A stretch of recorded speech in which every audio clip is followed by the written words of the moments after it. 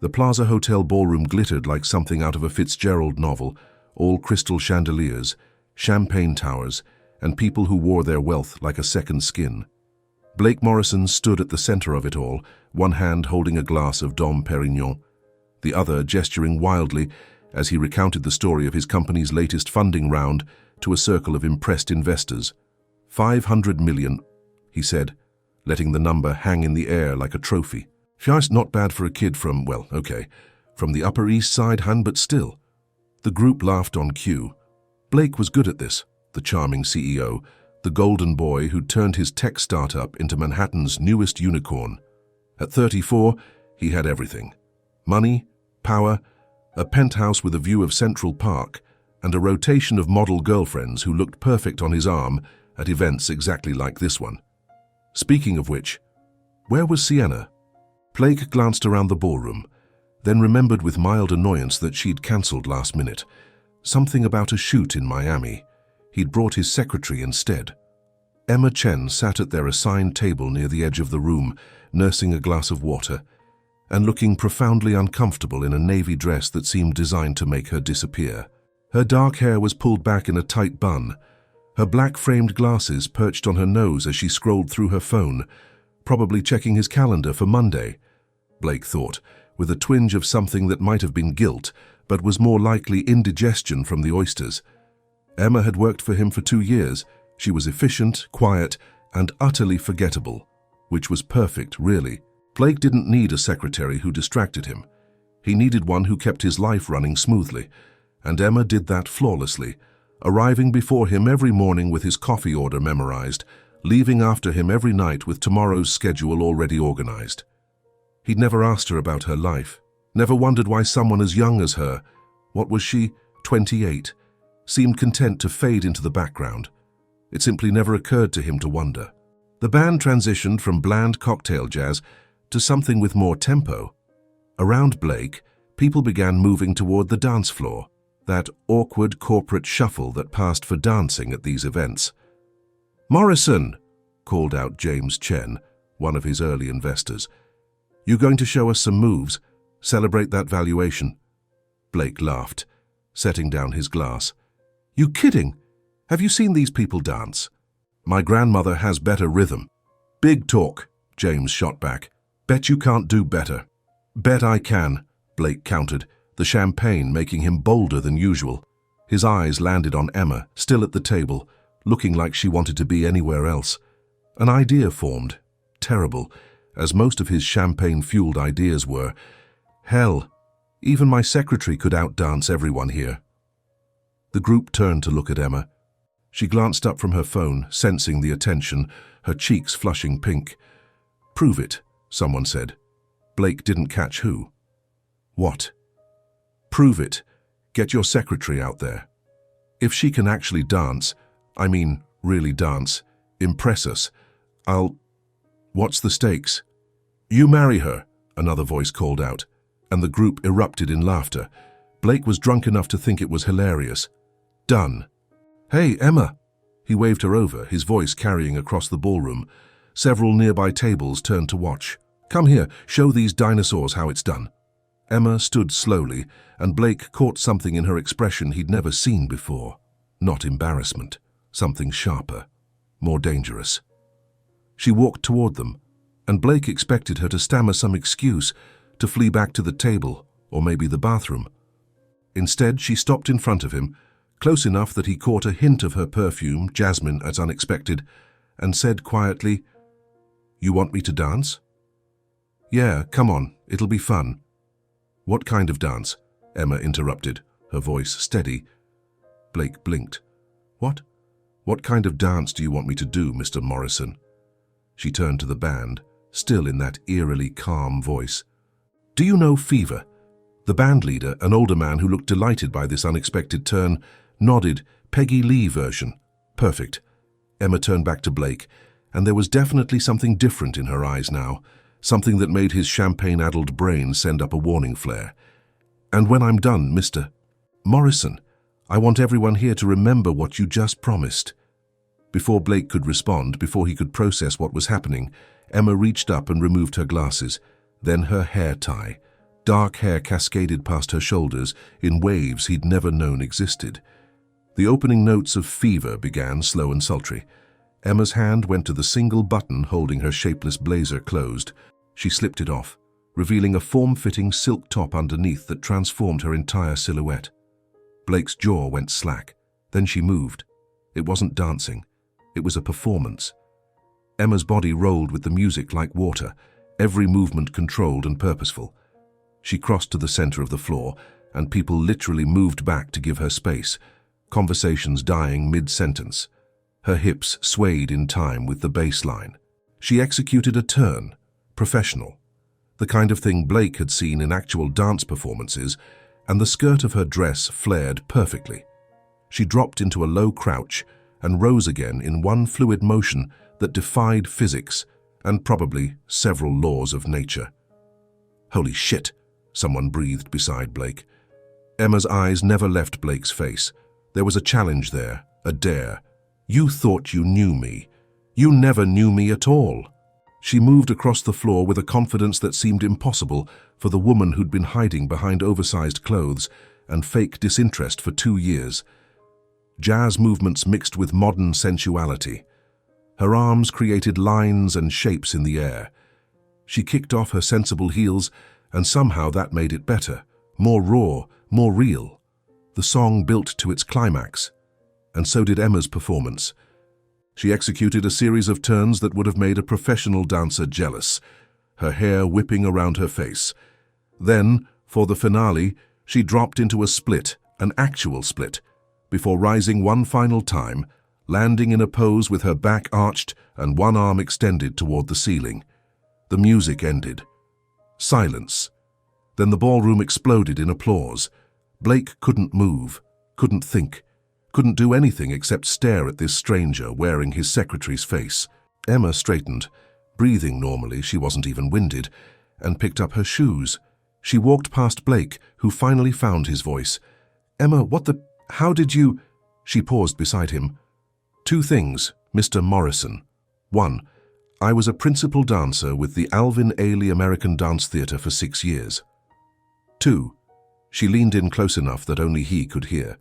You just proposed to me in front of at least 50 witnesses, several of whom are recording on their phones. Sleep well." Then she walked back to their table, collected her blazer and purse, and headed for the exit. Blake stood frozen as his investors crowded around him, laughing and slapping his back. Someone shoved a phone in his face. Already the video was being shared, texted, uploaded. Across the room, near the press section, Blake spotted a familiar face. Josh Martinez from Page 6, grinning like he'd just won the lottery. His camera pointed directly at where Blake stood with his mouth hanging open. "Congratulations on your engagement," someone called out. Blake Morrison, 34 years old, CEO of a $500 million company, confirmed genius of his generation, realized with perfect clarity that he had just made the biggest mistake of his life. And somewhere in the Plaza Hotel, his former invisible secretary was probably laughing her ass off. Chapter 2. Viral Consequences. This. Blake woke up to his phone vibrating like a small earthquake on his nightstand. 43 notifications. No. Wait. 56. No, 72. He grabbed the phone, squinting at the screen in the dim morning light filtering through his penthouse windows. The first message was from his mother, which was never a good sign at 7 a.m. on a Saturday. "Mom, Blake Alexander Morrison. Call me now." The second was from Charlie, his younger brother, Charlie. "Dude, you're everywhere. This is the funniest thing I've ever seen." Blake's stomach dropped. He opened Twitter or X-ed or whatever the hell it was called now, and immediately wished he hadn't. Plaza proposal was trending. Number 3 in the United States. The video had everything. His smug face making the bet. Emma's transformation.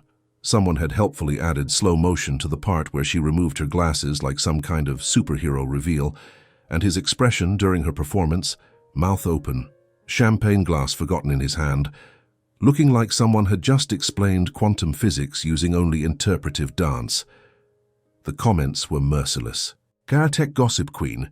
CEOs will really do anything for attention. Brooklyn Ballet fan. Wait, that's M.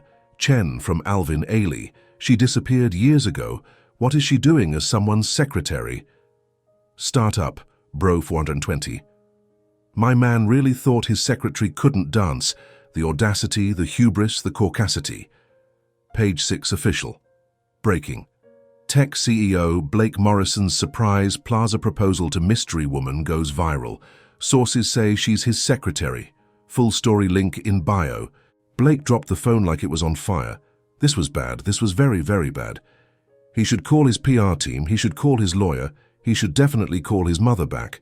Instead, he found himself pulling up YouTube, where someone had already uploaded a longer version of the video.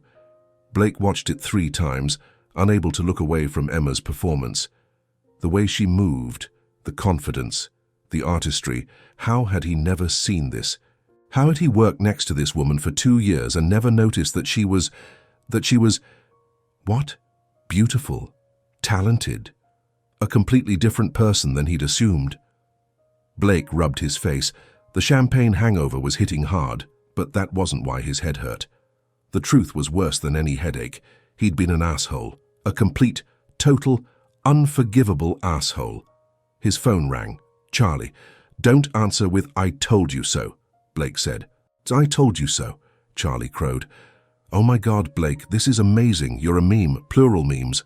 There's already a TikTok trend where people recreate your face when she starts dancing. It's called the Morrison moment.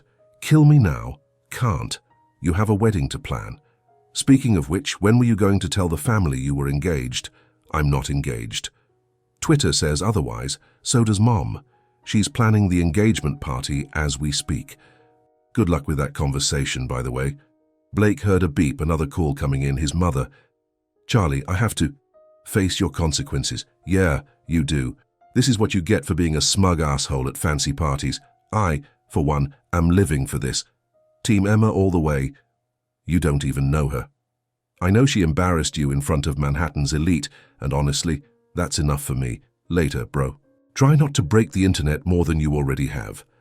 Emma Chen sat in her small apartment in Astoria, staring at her phone with a mixture of horror and hysterical amusement. She'd gone viral. Not just viral, she'd achieved the algorithm loves you status. The video had millions of views across multiple platforms. Her Instagram, which she'd kept private and basically dormant, had 847 follower requests. Someone had created a fan account called Emma Can Dance with over 100K followers. Her phone rang.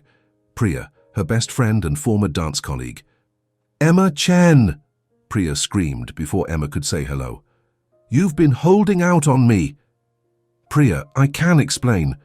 You're working as a secretary for that guy. You, who turned down principal roles at 3 companies to join Alvin Ailey. You, who Judith Jameson herself said had transformative stage presence." Emma sighed, pulling her knees to her chest on the couch. "The back injury ended my career, Pry. You know that. I needed stable income, health insurance, something that wouldn't destroy my body further. So you chose to be invisible." The word hit harder than Emma expected. "I chose to be safe," she corrected quietly. "You remember what happened at my first office job? The senior partner who said I was distracting. The clients who wouldn't take me seriously because I looked too young, too available. So I made myself invisible. Boring clothes, fake glasses, no makeup. It worked. Blake respected my work because he never saw me as anything but functional. Until last night." "Until last night," Emma echoed, unable to stop the small smile. "Did you see his face?" "Girl, the world saw his face. It's already a meme." POV. "You realize you messed up?" Priya paused. "So what now? You can't go back to being invisible after that." Emma looked at her reflection in the dark TV screen. She'd already showered, scrubbed off the makeup, pulled her hair back.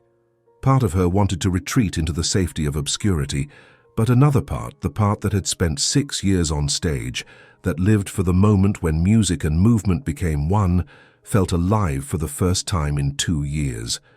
"So I guess I'll find out Monday," Emma said. Monday morning arrived with all the subtlety of a tornado. Emma walked into the Soho office building at 8:45 a.m., 15 minutes later than usual, a tiny rebellion, and immediately knew something was wrong. The normally sleepy reception area was chaos. Security guards were turning away people with cameras. The receptionist, Marcus, gave Emma a look of pure panic. "Emma, thank God. Mr. Morrison's been asking for you every 5 minutes. Also, there are journalists outside. Also, congratulations on your engagement." Emma groaned and headed for the elevators, ignoring the whispers and stares from co-workers in the lobby. The ride to the 15th floor felt like ascending to her own execution. When the doors opened, she was greeted by what could only be described as organized panic. Her co-workers, people who usually barely acknowledged her, turned to stare. Someone started a slow clap. Emma's face burned. "There she is," called out Derek from marketing. "The woman who broke the internet." "Derek, shut up," Emma muttered, making a beeline for her desk outside Blake's office. "Is it true you were at Alvin Ailey?" This from Jenny in accounting, eyes wide with genuine interest. "My daughter takes dance classes. She's obsessed with them." Before Emma could answer, Blake's office door opened. He looked terrible. His usually perfect hair was disheveled, his tie slightly crooked, signs of apocalypse in Blake Morrison's normally immaculate world. His eyes found Emma's immediately. "Conference room now," he said, his voice carefully neutral. Emma followed him, acutely aware of every eye tracking their movement. The glass-walled conference room offered zero privacy, but at least they could close the door. Blake paced like a caged animal. "Okay, so that happened?" "Yes." "You were at Alvin Ailey?" "Yes, for 6 years." 6.5, technically. Blake stopped pacing, running both hands through his hair. "Why didn't you tell me?" Emma felt something sharp twist in her chest. "You never asked, Blake. In 2 years, you never asked me a single personal question. You didn't even know my birthday until last month when I had to request the day off." He flinched. That's fair. That's more than fair. I'm an asshole." "Yes, Emma. My name is Emma Chen. I'm 28 years old. I have a younger sister who's in med school at Columbia. I grew up in San Francisco. I love old movies, terrible reality TV, and Thai food. I started dancing when I was 4. I joined Alvin Ailey at 21. I was promoted to principal at 24. At 26, I herniated 2 discs in my lower back during a performance. The surgery was successful, but my doctor said continuing to dance professionally would risk permanent paralysis. Emma heard her voice crack slightly but pushed through. "So I stopped, and I needed a job with good health insurance and stability. And you were hiring. And I've been invisible to you for 2 years because that was safer than being seen." The silence that followed was deafening. "I'm sorry," Blake said finally. "Emma, I'm so sorry. Your PR team called me 6 times this morning." "What did they say?" "That we should release a statement, call it a joke that went too far, or..." Emma pulled out her phone, reading from the Notes app. "Option B, fake engagement for 3 months until media interest dies down. Attend some events together, look happy, then quietly split. Minimal damage to both our reputations." Blake's jaw tightened. "And option C." "There is no option C." "Yes, there is." Blake sat down across from her, and for the first time, Emma saw something genuine in his expression. Vulnerability, maybe. Or fear. Option C. "I'm a complete idiot who never appreciated the amazing person working next to him, who made assumptions and never bothered to look deeper. Who publicly humiliated you with a stupid bet born from champagne and ego." He leaned forward. "Give me 3 chances, 3 real dates. Let me actually get to know you, the real you. And if after 3 dates you still think I'm an irredeemable asshole, I'll not only give you the best reference letter ever written, but 6 months' salary as severance. You can walk away, find something better." Emma stared at him. "You're bribing me to date you. I'm asking for a chance to make this right. To see if..." Blake hesitated. "I watched that video about 50 times last night. Not because of the dancing, okay. Partly because of the dancing, you were incredible. But because of the way you looked at me. Like you knew exactly who I was and you were done letting me get away with it. And I realized I want to know who you really are. Not my secretary. Not the woman who brings me coffee and fixes my mistakes. Emma, the real Emma." Against her better judgment, Emma felt something soften. 3 dates. 3 dates. And, Emma added, surprising herself, you come to my dance classes. What? If we're doing this, if we're going to fake date or real date or whatever this is, you're going to learn to dance. Properly. Because, Blake, you move like a robot having a seizure. A laugh burst out of him, genuine and surprised. Deal, but Emma. Yes. I don't want this to be fake. Emma stood, her heart doing something complicated in her chest. Then I guess you better be a good student, Mr. Morrison. Class starts Wednesday at 7. Don't be late. She left him sitting in the conference room, a small smile playing at her lips. Outside, Priya was absolutely right. She couldn't go back to being invisible. The question was, did she even want to? Chapter 3. 3 dates and 2 left feet. Are you actually changing or just performing better? The per se reservation should have been impressive. Floor-to-ceiling windows overlooking Central Park, a sommelier who probably earned more than most people's yearly salary, and a 9-course tasting menu that cost more per person than Emma's monthly rent. Blake thought he'd nailed it. First date, pull out all the stops, show Emma he was serious. Emma looked like she wanted to be literally anywhere else. So, Blake said, watching her push around something the waiter had described as deconstructed beet salad with microgreens and truffle foam. You don't like it? It's, Emma searched for diplomatic words, very architectural. That's not a compliment for food. No, she agreed, setting down her fork. Blake, can I be honest? Please. This is exactly what I expected you to do. Emma gestured around the pristine dining room where conversations happened in hushed tones and every fork placement seemed choreographed. Throw money at the problem. Take me somewhere expensive so I'll be impressed and forget that you spent 2 years treating me like sentient furniture. Blake felt heat creep up his neck. That's not, I thought you'd enjoy, not you thought wrong. Emma leaned back in her chair, and Blake caught a glimpse of the woman from the plaza, confident, direct, done with his bullshit. Want to know what I actually like?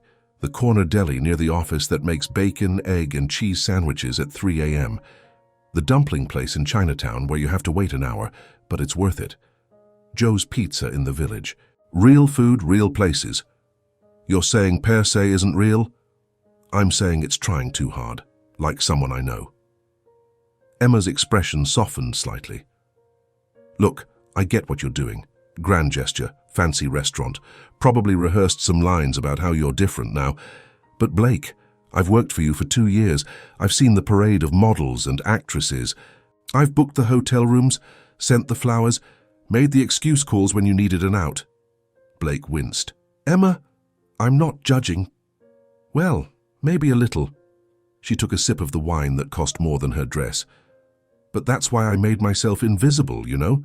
Men like you, successful, attractive, charming when you want to be.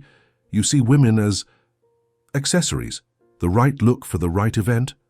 And if you're not the right look, she shrugged. Easier to be invisible than to be seen and dismissed. The words hit Blake like a physical blow. Is that really what you think of me? It's what I know of you, Emma corrected. The question is whether you're actually trying to change, or if this is just another performance. Blake Morrison, the reformed playboy, trying out sincerity for a change. Blake set down his wine glass harder than intended. You know what? You're right. This was stupid. Let's go. Emma blinked. What? Come on. Blake stood, pulling out his wallet and tossing his black card on the table, enough to cover the meal and then some. We're leaving. Blake, we haven't even finished the overpriced, overthought food. Good. I know a place. 20 minutes later, they were sitting on a bench in Washington Square Park, splitting a pizza from a corner joint and watching a street performer attempt to juggle while riding a unicycle.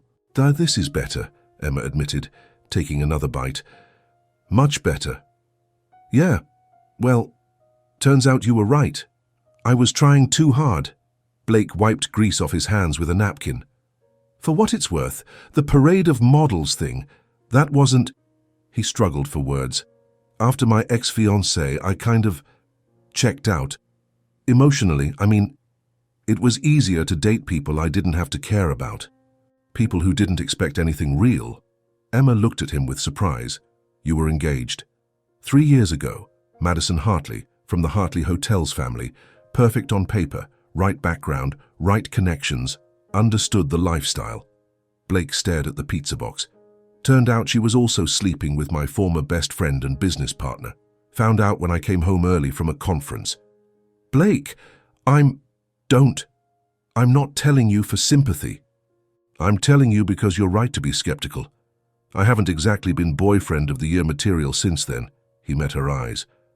But Emma, that performance at the plaza, that wasn't some model playing a part. That was real. You were real. And I haven't been able to stop thinking about you since... Emma was quiet for a moment, watching the juggler finally catch all his pins. 2 years, Blake. You didn't see me for 2 years. I know. And I can't fix that, but I'm asking for a chance to see you now, really see you. He smiled slightly. Even if you think I'm a sarcastic mulherengo asshole, your Portuguese is terrible. My secretary never taught me any. Too busy being invisible. Emma laughed despite herself. Okay, 1 date down, 2 to go, but tomorrow, your first dance class. And Blake, she grinned wickedly, so he won't go easy on you. The Harlem Dance Studio was nothing like Blake expected. No mirrors covering every wall, no perfect hardwood floors, just a converted warehouse space with worn floorboards, exposed brick, and a sound system that had probably been old when Blake was born. Emma transformed the moment she walked in. The slightly guarded woman from dinner disappeared, replaced by someone completely at home. She greeted the studio owner, Miss Joyce, a 70-something former Ailey dancer, with a warm hug, then started stretching with the unself-conscious grace of someone who'd done it 10,000 times. Blake, in borrowed workout clothes that fit weird, felt completely out of his element. Okay, Emma said, walking back to him with a smile that made his stomach do something complicated. We're starting with basic salsa. It's fun, social, and relatively simple. Relatively?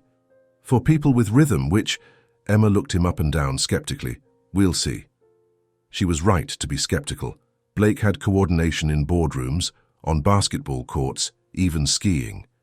But dancing was apparently a completely different language his body refused to learn. Left foot forward, right foot in place, left foot together, Emma instructed for the 5th time. It's literally just 3 steps, Blake. I know the steps. My feet aren't cooperating. Your feet are fine. Your brain is overthinking. Emma moved closer, placing one hand on his shoulder, the other taking his hand. Feel the music. It's all about the rhythm. 1, 2, 3, 1, 2, 3. Blake tried. He really did. But he was hyper-aware of Emma's proximity, the jasmine scent he'd noticed before, the way her hand felt in his, the subtle strength in her frame from years of training. When he was supposed to be counting beats, he was noticing the exact shade of brown in her eyes. Blake, you just stepped on my foot. Sorry, Again. I'm not... That's 3 times in 2 minutes. That might be a record. Maybe you're a terrible teacher, Blake shot back, frustrated. Emma's eyebrows rose. Oh, really? I'm just saying maybe if you explained it better. Explained it better. Blake, I've trained professional dancers. The problem isn't my teaching. The problem is you can't get out of your own head long enough to just feel the music. She dropped her hands and stepping back.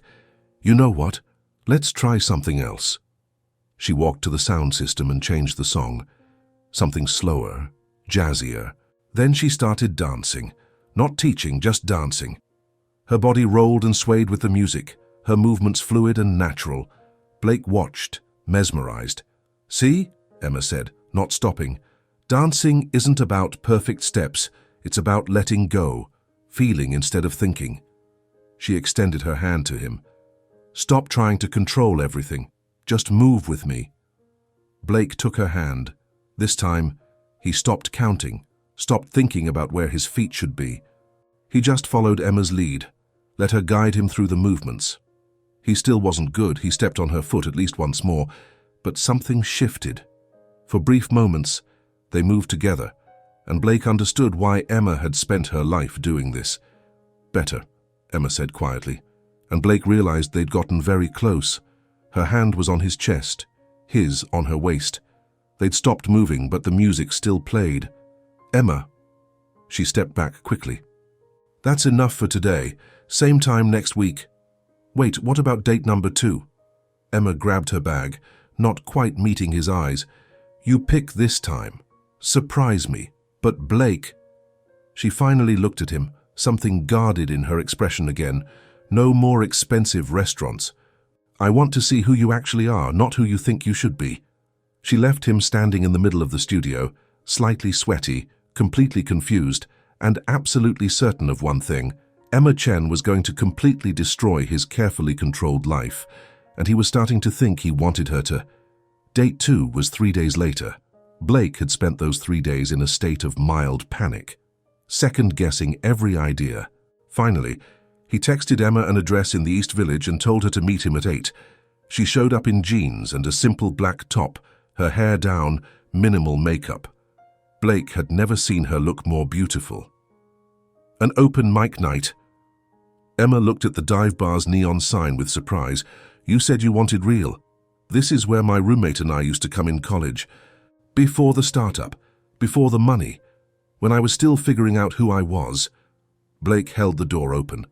"Fair warning, the performers are varying degrees of talented."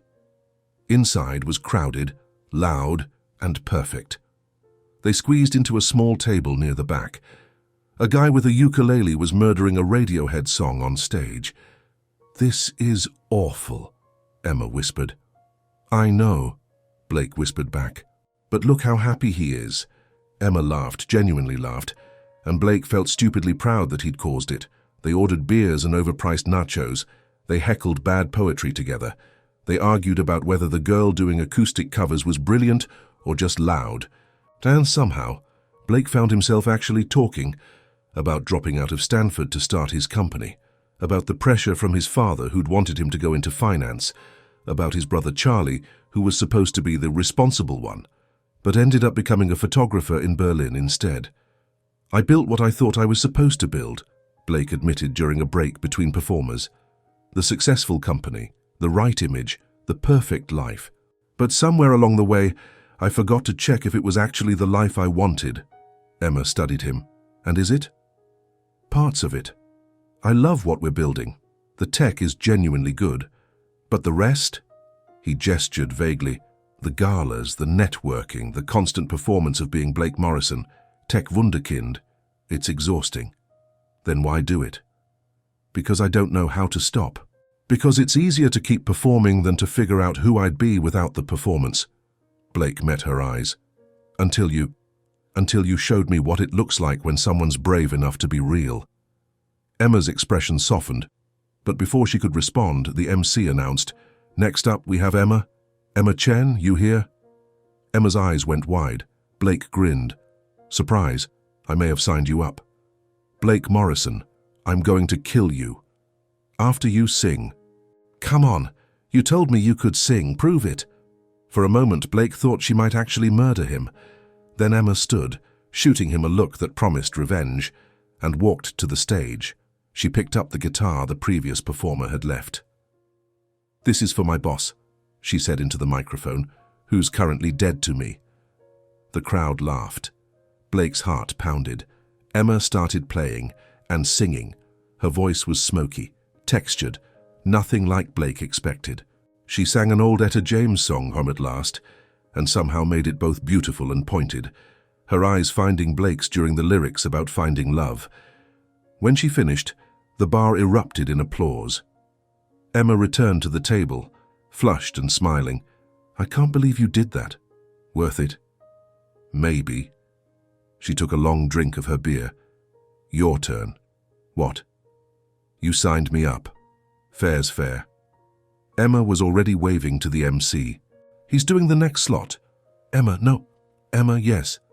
Blake had never sung karaoke in his life, had actively avoided it at every company party, but something about the way Emma was looking at him, challenging, playful, real, made him stand up.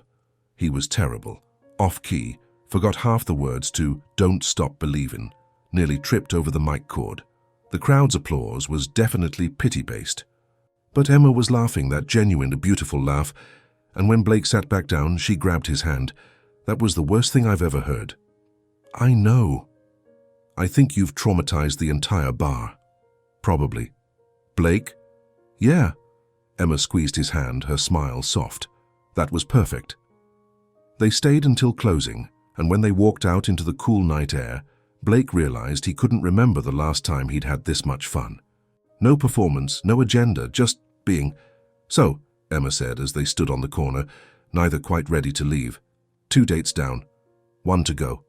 Blake, She stopped, biting her lip. I'm still scared. Of what? That you're going to wake up and realize I'm not what you actually want, that this is just novelty, the secretary who surprised you. That I'm going to fall for this version of you and then you'll go back to being the guy who doesn't see me. Emma's voice was quiet but steady. I've been invisible for so long. I don't think I can go back to that. Not after this. Blake stepped closer, close enough to see the vulnerability in her expression. Then let's make a deal. No more invisible. Not for you, not for me. We both stop performing. The perfect secretary, the perfect CEO. And we just see what happens. Real, messy, honest. That's terrifying. Yeah, Blake agreed. It really is. Emma looked up at him, and for a moment Blake thought she might kiss him. Instead, she smiled. One more date, Morrison. Make it count. Then she flagged down a cab and was gone, leaving Blake standing on a corner in the East Village, completely wrecked by a woman who'd been invisible to him for 2 years. His phone buzzed. A text from Emma. Dance class Wednesday, 7 a.m. Don't be late and work on your rhythm. I have a reputation to maintain. Blake laughed into the night air. He was so screwed, and for the first time in 3 years, that didn't scare him at all. Chapter 4. When reality hits. I can't keep loving someone who won't choose me. The Hamptons' house was exactly what Emma expected. Sprawling, white, perfect. Old money manifested in real estate form. Blake's family summer home sat on 3 acres of pristine beachfront, the kind of place that had been featured in Architectural Digest twice. Emma felt completely out of place. Relax, Blake whispered as they walked up the stone pathway. It's just a weekend. My mum's intense, but Charlie will love you. Is this still fake? Emma asked quietly. Because I need to know what we're doing here, Blake. Before he could answer, the door opened. Patricia Morrison stood in the doorway wearing cream linen and pearls at 11 a.m. on a Saturday. Her smile was practiced, polished, and didn't reach her eyes. Blake, darling. She kissed his cheek, then turned to Emma. And you must be Emma. How lovely to finally meet my son's secretary. The pause before secretary was deliberate. Emma felt it like a paper cut, small but sharp. Mrs. Morrison, thank you for having me. Emma extended her hand. Patricia shook it limply, the way one might touch something slightly distasteful. Please, call me Patricia. Come in. Come in. I'm sure you'll find everything comfortable. The weekend went downhill from there. Lunch was served on the terrace overlooking the ocean, poached salmon, arugula salad, white wine that probably cost more than Emma's monthly grocery budget. Patricia peppered Emma with questions that sounded polite but felt like tiny interrogations. So you studied dance? How creative? And now you do administrative work. That must be quite the adjustment. I enjoy it, Emma said carefully. It's stable, and the health insurance is excellent. Yes, I suppose that would be important. Patricia's smile was sympathetic in the way that wasn't sympathetic at all. Blake's father always said one should marry for love, of course, but it's so much easier when there's also compatibility. Shared backgrounds, shared expectations. Blake's jaw tightened, but he said nothing. Emma felt something cold settle in her stomach. Charlie Morrison arrived that afternoon like a tornado of energy and genuine warmth. At 30, he was Blake's opposite. Messy hair, paint-stained jeans, a camera always hanging around his neck. You're Emma! He grabbed her in a hug before she could react. The woman who broke the internet and my brother's brain. I'm officially obsessed with you. Charlie, Patricia said sharply, as manners. That was my manners, Mom. You should see me when I'm rude. Charlie winked at Emma. Come on, I'll show you the actually cool parts of this mausoleum. As they walked toward the beach, Charlie lowered his voice. Don't let Mom get to you. She's just pissed Blake didn't fall in love with someone from the social register. We're not, Emma started, then stopped. It's complicated. Yeah, I saw the video. Looked pretty uncomplicated to me. He watched you like you'd hung the moon. Charlie snapped a photo of the waves. Blake spent his whole life trying to be the perfect Morrison son. Perfect grades, perfect company, perfect relationships with appropriate women. You're the first thing he's chosen for himself. Mom hates that. Emma looked back at the house where Blake stood on the terrace, deep in conversation with his mother. Even from this distance, she could see the tension in his shoulders. He doesn't defend me, Emma said quietly. Not really. He gets uncomfortable, changes the subject, but he never actually stands up. Charlie's expression turned serious. Then make him. Blake needs someone who won't let him hide behind being polite. That's what killed his last engagement. Madison wanted the performance, not the person. If you want the real Blake, you're going to have to fight for him to be real. Dinner was excruciating. Patricia had invited neighbors, the Vanderbilts, old family friends who'd known Blake since childhood. The conversation circled around people Emma didn't know, places she'd never been, a world she'd never be part of. Emma, dear, Patricia said during dessert, her voice carrying across the table, I've been thinking, when you and Blake, well, if things continue, surely you'll want to pursue something more suitable than secretarial work, perhaps charity work. The Morrison Foundation is always looking for volunteers. The table went quiet. Emma felt every eye on her. Blake started to speak, but Emma cut him off. With all due respect, Mrs. Morrison, I'm not sure I want to be a Morrison at all. Patricia's fork froze halfway to her mouth. Blake looked like he'd been slapped. Charlie tried to hide a grin. I mean, Emma continued, her voice steady despite her racing heart, Blake and I are still figuring things out. And even if we weren't, I like my job. I'm good at it. I worked hard to rebuild my life after dance, and I'm not ashamed of that. If being a Morrison means pretending I'm something I'm not, then maybe being a Morrison isn't for me. Patricia's face had gone ice cold. I see, Blake, perhaps you and your guest need to discuss your future more carefully. Emma stood. Excuse me. I need some air. She walked out of the dining room, through the house, straight to the beach. The sand was cool under her feet, the ocean loud enough to drown out the sound of her heart pounding. Footsteps behind her. Blake, Emma, wait. Why didn't you defend me? She spun to face him. Not once this entire weekend have you actually stood up for me. Your mother implies I'm a gold digger, and you look uncomfortable. She suggests I need to be more suitable, and you stay silent. You ask me to be real, Blake, but you won't do the same. My mother is difficult. Your mother is cruel, and you let her be. You say you're falling for me, but you can't even tell her that I matter. Emma felt tears threatening, but refused to let them fall. I've been invisible my whole professional life. I made myself small so men would take me seriously, and I really thought, you saw me differently. But you don't. You just see a version of me that fits into your world without causing problems. That's not fair. Isn't it? Blake, you're still performing. Just a different show. The dutiful son, the appropriate Morrison. You want me to be real while you hide behind politeness and family obligation. Emma's voice cracked. I can't do this. I can't fall for someone who's ashamed of me. I'm not ashamed of you. Then why do you act like it? Emma pulled out her phone. I'm calling an Uber. Tell your mother I said goodbye. Emma, please. 3 dates. Blake. That was the deal. And I think we both know this isn't going to work. She looked at him, really looked at him. You're not ready. Maybe you never will be. The Uber notification pinged. Emma walked past Blake, leaving him standing alone on the beach as the sun set over the Hamptons.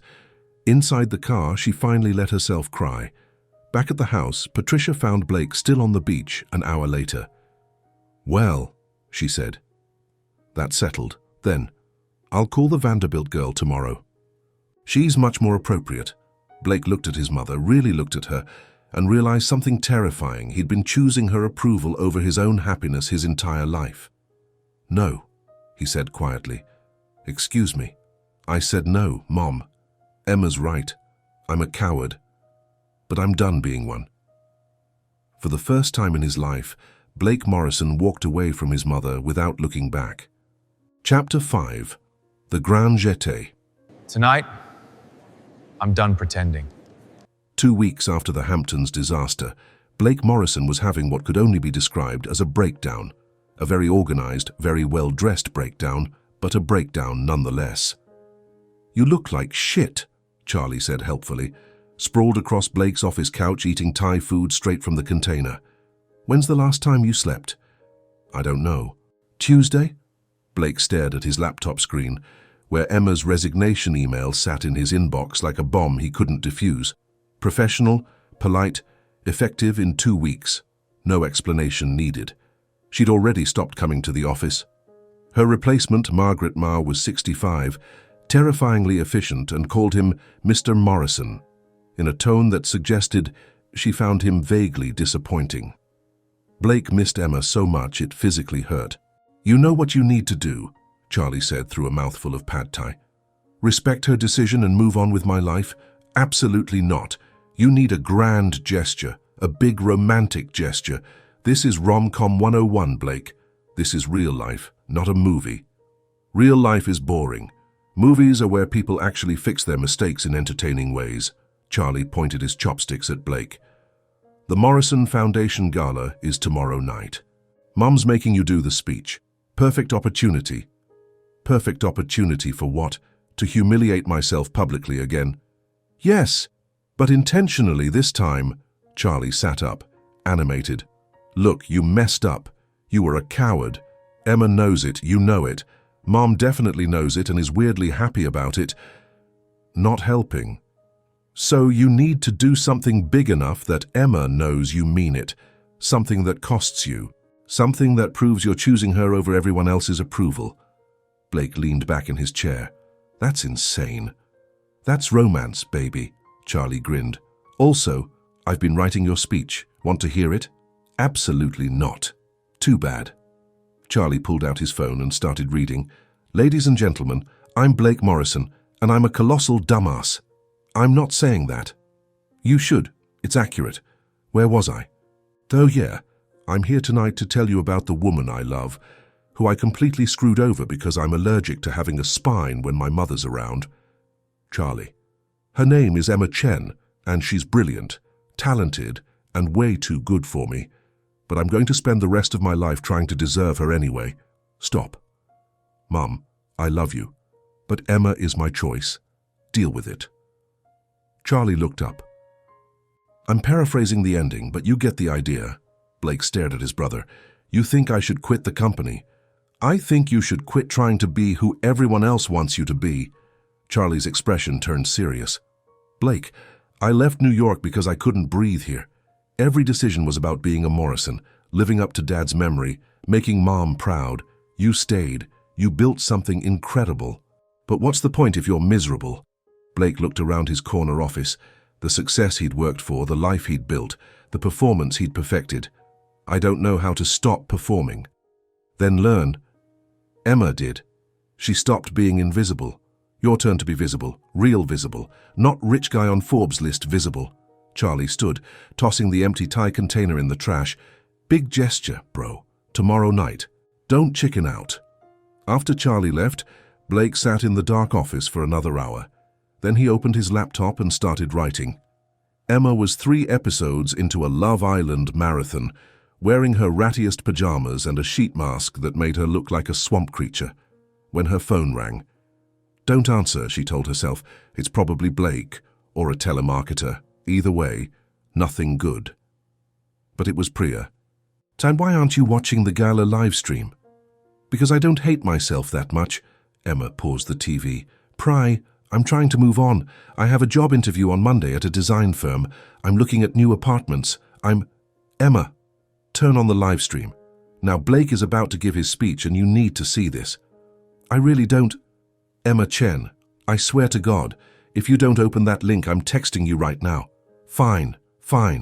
Sending it now. Emma opened the link with the enthusiasm of someone expecting root canal.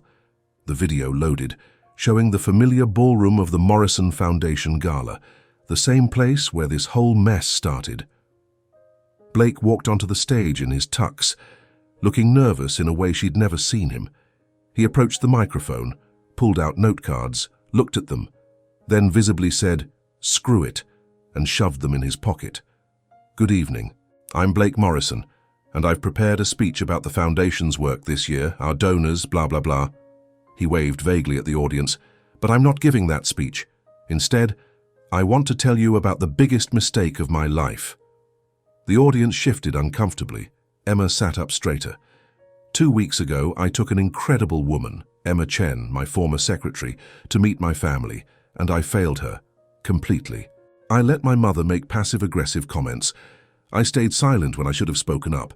I chose politeness over defending the woman I love. I was, in technical terms, a massive coward." Emma's hand went to her mouth. "See? I've spent my whole life performing. Perfect grades, perfect company, perfect image. And when Emma asked me to be real, to actually choose her over everyone else's approval, I choked. I told myself I was being diplomatic, mature, avoiding conflict. Really, I was just scared." In the ballroom, Patricia Morrison's face had gone bright red. Blake's board members looked horrified. Blake looked free. "So, here's what I'm doing. As of Monday, I'm resigning as CEO of Morrison Tech." The audience gasped. Emma gasped. Through the phone, Priya screamed, "My brother Charlie is taking over. He'll deny this, but he's always been better with people than me. And I'm going to do something I should have done 2 weeks ago. I'm going to fight for Emma, publicly, messily, without worrying about what anyone else thinks." Blake looked directly at the camera. "Emma, if you're watching this, and knowing my meddling brother, someone definitely made you watch, I'm sorry. I'm sorry I wasn't brave enough. I'm sorry I chose comfort over you. And I'm coming to find you right now because grand romantic gestures are apparently a thing. And I've been told I need to make one before you accept that job at that design firm you think I don't know about." Emma's phone buzzed. A text from Blake. "I'm in an Uber, please don't hide. Also, is that a sheet mask?" Emma looked at the screen in horror. The live stream was still on, and there she was in the corner of the frame. The camera had caught her apartment window in the background. Blake must have told them to pan to it. "That bastard!" Emma yelled at the screen. "Is it working?" Priya yelled through the phone. Before Emma could answer, there was pounding on her door. She opened it. Blake stood there, still in his tux, slightly sweaty from running up 4 flights of stairs. The elevator was broken, naturally, holding a bouquet of bodega flowers that looked like he'd grabbed them from the corner store. "You look like a swamp monster," he said. "You just quit your company on live television." Yeah, that was probably stupid. Probably. Definitely stupid. Blake was breathing hard. "Emma, I practiced a whole speech in the Uber, but I'm blanking, so I'm just going to say this. I love you. Not the invisible version of you, not the fantasy version from the plaza. You, the real, complicated, talented, scary, smart woman who calls me out on my bullshit and makes me want to be better. Blake, I'm not done. I quit because I don't want to be CEO anymore. Charlie's been begging to take over for years. I want to do something else, maybe non-profit arts education. I don't know, I haven't figured it out yet. But I know I want to figure it out with you, if you'll have me. Which, given the sheet mask and the sad pajamas, I'm thinking might be a long shot, but..." Emma kissed him. The sheet mask made it awkward and slightly slimy. Blake's expensive tux was now covered in whatever hydrating essence the mask contained. Emma's phone was still connected to Priya, who was screaming encouragement through the speaker. When they broke apart, Emma was laughing. "You're insane. You can't quit your company for me." "I didn't quit for you. I quit for me. You just gave me the push I needed." Blake touched her face, then immediately regretted it when his hand came away covered in sheet mask. "Emma Chen, will you... If you propose to me while I'm wearing this sheet mask, I'm saying no on principle." Go on a fourth date with me, Blake finished, grinning. I was going to say date. The proposal comes later. I have a whole plan. There's a flash mob involved. Oh, please tell me you're joking about the flash mob. Depends. Would a flash mob make you say yes or no? Hard no on the flash mob. Then I'm definitely joking. Blake pulled her closer. So? Fourth date. I promise no expensive restaurants, no family gatherings, just us being real and probably very awkward. Emma pretended to think about it. One condition. Anything. You're coming to dance class 3 times a week. And Blake. She grinned wickedly. I'm not going easy on you just because we're dating now. We're dating now. You just quit your company and humiliated yourself on a live stream. We're absolutely dating now. Emma pulled him inside. But first, you're helping me take off this sheet mask because it's starting to burn and I think I'm having an allergic reaction. That's disgusting. Welcome to real life, Morrison. It's messy and gross and nothing like the movies. Blake looked at Emma, really looked at her, sheet mask and sad pajamas and all, and couldn't remember ever being happier. I wouldn't want it any other way. From the phone, still connected, Priya approves. Also, Emma, check your window. The live stream is still showing your apartment. You're trending again. Emma and Blake looked out the window. Sure enough, a small crowd had gathered on the street below, phones out, clearly having followed the live stream to her building. We should probably close the curtains, Blake said. We should probably move, Emma countered. We should probably get your face taken care of before it falls off. Romance isn't dead after all, Emma laughed, pulling him toward the bathroom. Outside, the crowd cheered. Priya posted the photo that would break the internet for a second time. Blake Morrison and Emma Chen visible in the window, clearly kissing, Emma still wearing her sheet mask. The caption, he really is terrible at grand gestures, but A for effort. 3 months later, the small studio in Harlem was packed. Emma's new dance school, funded by Blake's non-profit and her own savings, was having its grand opening. Students of all ages, backgrounds and abilities filled the space, learning that dance wasn't about perfection. It was about joy. Blake was in the corner, still terrible at dancing, helping a 6-year-old with her basic steps. Patricia Morrison had eventually come around, mostly because Charlie threatened to never speak to her again if she didn't. She'd shown up to the opening with a check for the school and something that might have been an apology. And Emma was finally completely visible, teaching, choreographing, living loudly. Hey, Blake said, catching Emma between classes. Dance with me. You're still terrible. I know, but I'm your terrible dancer now. Emma took his hand, and they moved together across the floor, messy, imperfect, real, exactly as it should be.